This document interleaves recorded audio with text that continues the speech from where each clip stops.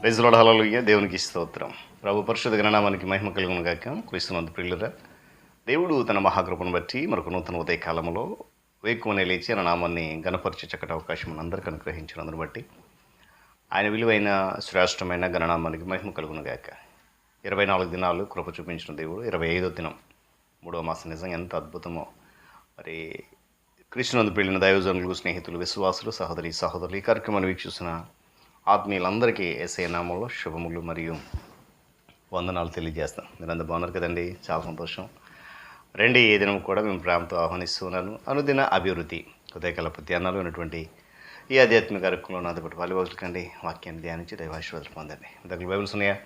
తెరచి చూడండి. లేని పక్షాన చదివే మాట వినండి, గ్రహించి వాక్యదానంలో పల్లెబస్సులు కమ్మని మనం చేస్తూ నేటి దిన ధ్యాన వాక్యంగా కొరింథీయులకు రాసిన మొదటి పత్రిక 12వ అధ్యాయము 2వ వాక్యాన్ని చదువుతూ ఉన్నాను. మీరు అన్యులై ఉన్నప్పుడు మోగ విగ్రహములను ఆరాధించుటకు ఎటుపడినా అటు నడిపింపబడతారని మీకు తెలియను. దేవుడు తన పరిశుద్ధ లేఖన మాటను మన కొరకు దీవించును గాక. తలలోంచి కళ్ళు మూసుకోండి, ప్రార్థన చేసుకుందాం. వాక్య ధ్యానం కొరకు. ప్రేమ కలిగిన మా తండ్రి, మనోహరుడ, మహాగుణుడ, సర్వాధిపతి, శక్తిమంతుడ, స్తోత్రాలు. ఈ ఆధ్యాత్మిక కార్యక్రమంలో నీ కృప ద్వారా ఎంత ఉన్నతంగా నడిపిస్తున్నావు. బిడలను నాయన ఒక్కొక్కరుగా పాలిభాషలు చేస్తున్నారు. నీ చిత్తమైతే ఇంకా పాలిభాషలు చేసి ఈ వార్త అనేక మందికి వెళ్ళులాగిన కృప చూపించండి. ఈ కార్యక్రమం ద్వారా అనేక మంది ఆత్మీయంగా బలపడే కృప చూపించండి. ఎలాంటి స్వార్థము లేకుండా నీ కృపలో ముందుకు నడిపిస్తుంది. వందనాలు. ఘనత మహిమ మీకు చెల్లిస్తున్నాను. యేసునామమున అడుగుతున్నాను తండ్రి, ఆమేన్. చాలా సంతోషం. పిల్లలు చదివినటువంటి ఈ మాటలు గమనించినప్పుడు అపోస్తలుడైన పౌలు కొరింథీ సంఘంలో ఉన్నటువంటి కొంతమంది వ్యక్తులను ఉద్దేశించి మాట్లాడుతున్నారు. మీరు అన్యజనులై ఉన్నప్పుడు మోగ విగ్రహాలను ఆరాధించడానికి ఎటుపడినట్టు వెళ్ళిపోయారు. పిల్లలు ఎటుపడినా అటు అనే మాట మనస్సును నిలిపారు అనేటువంటి మూల భాషలో చెప్పబడింది. ఆత్మవరాలు ఎందుకు, లేక దేవుని సన్నిధిలో మనము ఏ విధంగా నడవాలి అనే విషయాన్ని మనము జ్ఞాపకం చేసుకుంటూ వస్తున్నాం. ఆత్మవరములు ఎందుకు అని అంటే చాలా విషయాలు మనం నేర్చుకుంటూ వస్తున్నాం. ఇది నన్ను కూడా ఒక మంచి విలువైన మాట. ప్రభువునందు మీ మనస్సు నిలపడానికి ఆత్మవరాలు. అన్యజనులై ఉన్నప్పుడు విగ్రహముల యందు మనస్సు నిలిపాము, ఇప్పుడు యేసుక్రీస్తును అంగీకరించాము అంటే పిల్లగా మనము పొందినటువంటి ఆత్మవరములను వాడుకొని మన మనస్సును ప్రభువునందు నిలిపి ఉంచాలి. దైవములు కాని వాటి మీద అనేకులు మనస్సు నిలుపుతూ ఉన్నారు. అండ్ వారికి ఆత్మ సంబంధమైనటువంటి ఆధ్యాత్మిక విషయాల మీద ఏమాత్రం కూడా వారికి అవగాహన లేదు.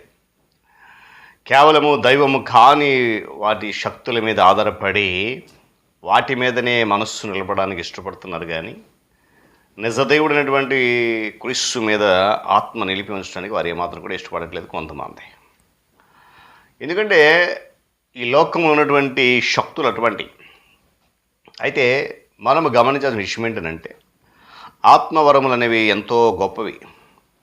వాటిని దయచేస్తున్నటువంటి ఆత్మస్వరూపియగు ప్రభువు ఆ వరముల ద్వారా మన మనస్సును క్రీస్తు ఎడల కేంద్రీకరింపజేస్తున్నాడు. ప్రార్థన సమయమందు మన మనస్సును కేంద్రీకరణ చేయడానికి ఆత్మవరములు మనకు ఎంతగానో అవసరం. అదే కొరింథీ పత్రిక 7వ అధ్యాయం అంటాడు, అయినను అందరి ప్రయోజనం వల్ల ప్రతి వారి కొరకు ఆత్మ ప్రత్యక్షత అనుగ్రహించబడిందని చెప్పాడు. మనం పొందినటువంటి ఆత్మవరాలు మన ప్రయోజనం కొరకు అనుగ్రహించబడ్డాయని వాక్యం సెలవిస్తూ ఉంది.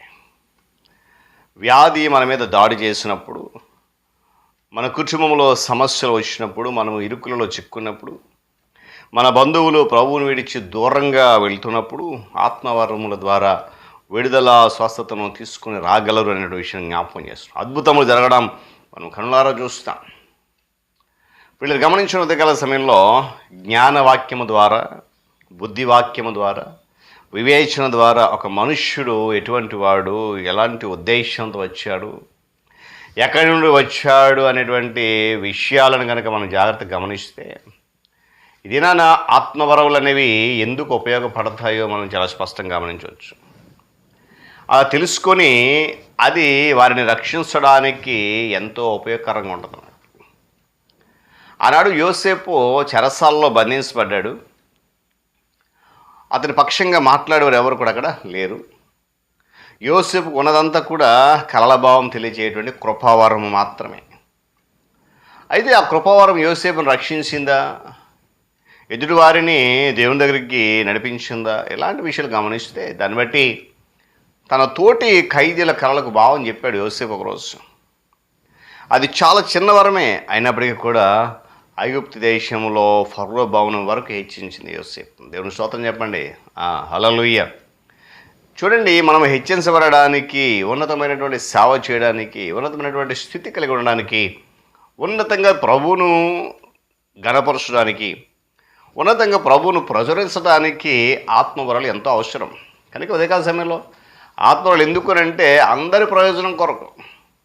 మనం ఎప్పుడైతే ప్రభువునందు మనస్సు నిలిపి ఉంచుతామో, లోక సంబంధమైన వాటి మీద మనసు నిలపకుండా కేవలం ఆత్మ సంబంధమైన వాటి మీద మనసు నిలిపి ఉన్నప్పుడు అందరి ప్రయోజనం కొరకు నీ ఒక బలమైన సాధనంగా వాడబడతావు అనేది దినవాక్యం చెప్తున్నమాట. కనుక ఈ ఉదయకాల సమయంలో నా ప్రియ దేవుని బిడ్డలారా, దేవుడు ఒకవేళ మనకి ఇచ్చినటువంటి ఆత్మవరాలు ఏవైతే ఉన్నాయో వాటన్నిటినీ ఉపయోగించి అందరి ప్రయోజనం కొరకు అనేకులు ఆత్మలు నశించిపోతున్నప్పుడు వాటన్నిటిని తీసుకురావడానికి ప్రయోజనకరమైనటువంటి వాడిగా నీవు నేను ఉండాలని చెప్పి దీని కనుక రీతిలో మనం మన ప్రయాణం కొనసాగిస్తూ ప్రభువుని కనపరుద్దాం. దేవుడి మాటలు మన కొరకు దీవించును కాక. తలలోంచుకొని మూసుకోండి. ప్రార్థన. ప్రేమ కలిగిన తండ్రి, వందనాలు. మరొకసారి ఉదయకాల సమయంలో నీ పాద సముఖం నిలబెట్టుకున్నందుకు స్తోత్రాలు.